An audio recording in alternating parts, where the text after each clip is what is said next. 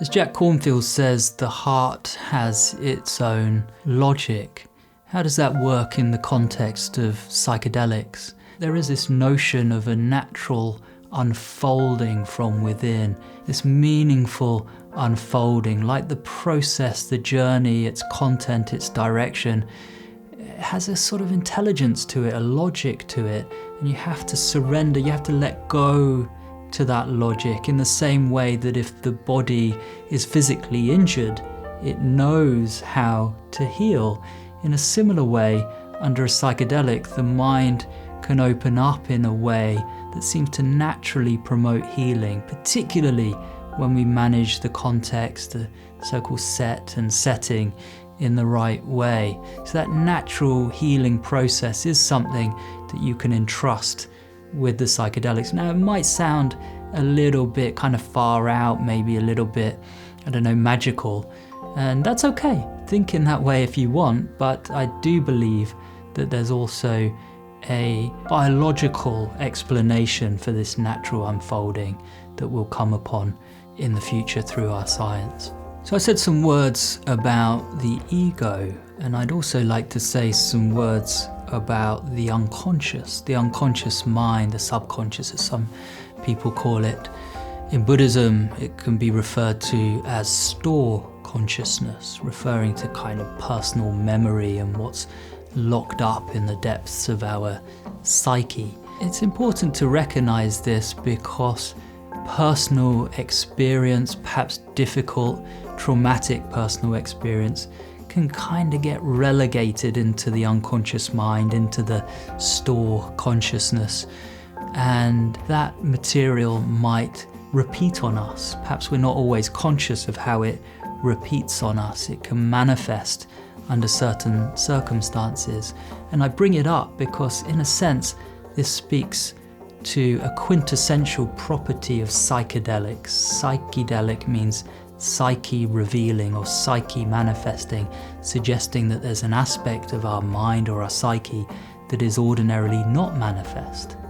So the unconscious mind is becoming visible under a psychedelic, and that can be hard. If there's traumatic personal material locked down in our store consciousness, in our unconscious mind, it can kind of percolate up and manifest into conscious awareness under a psychedelic. So it's just important that I square with people who perhaps haven't had a psychedelic experience before, that kind of thing can happen. But while this can happen, that difficult personal material can come up into conscious awareness and that can be challenging, crises are also an opportunity for the spirit. They're an opportunity for healing.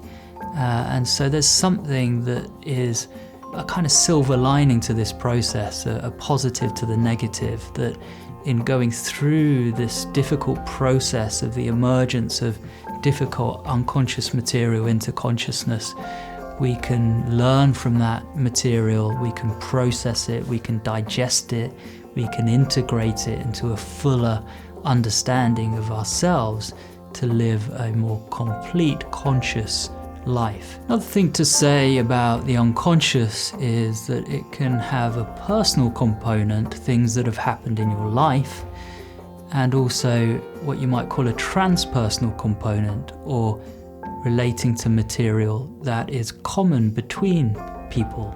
That's referred to as the collective unconscious in Carl Jung's account of the unconscious mind. In Buddhism, there's a recognition of the experience of ancestors and how that gets encoded into the store consciousness or the unconscious mind. So there's no inconsistency there between what we might call depth psychology or psychoanalysis and Buddhism. But I also think that science can understand over time the unconscious mind in a fuller way, but we look to wisdom teachings and depth psychology to guide us until we get a better handle as scientists on, for example, the biological basis of the unconscious mind. So just returning again to this notion of the unconscious and how it can reveal itself under a psychedelic, this is the basis of classic traditional psychotherapies like psychoanalysis.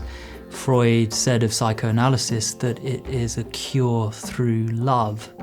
And emotional release, emotional breakthrough or catharsis is quite a common aspect of the psychedelic experience. It's also part of the healing process. Now, it can be really healthy, it's something to welcome. If emotion is welling up, allow it to well up, dive into it, explore it, allow that release. There's perhaps a word to be said about that release and how you look on it afterwards. Maybe you see it as such a sublime moment, you want it to happen again and again. It was painful, but it was also tied up with profound bliss. Now, it's just worth a note that maybe it's important not to get too attached to any particular experience and then go searching for that experience again. If it's happened, just welcome that it's happened. It doesn't need necessarily to happen again. That doesn't mean you close the door on it. It just means that you don't have to go kind of seeking for that experience again. Any suffering that has not been released and reconciled will continue. Until it has been understood and transformed, we carry with us not just our own suffering, but also that of our parents and ancestors. Understanding suffering gives rise to compassion. Love is born, and right away we suffer less.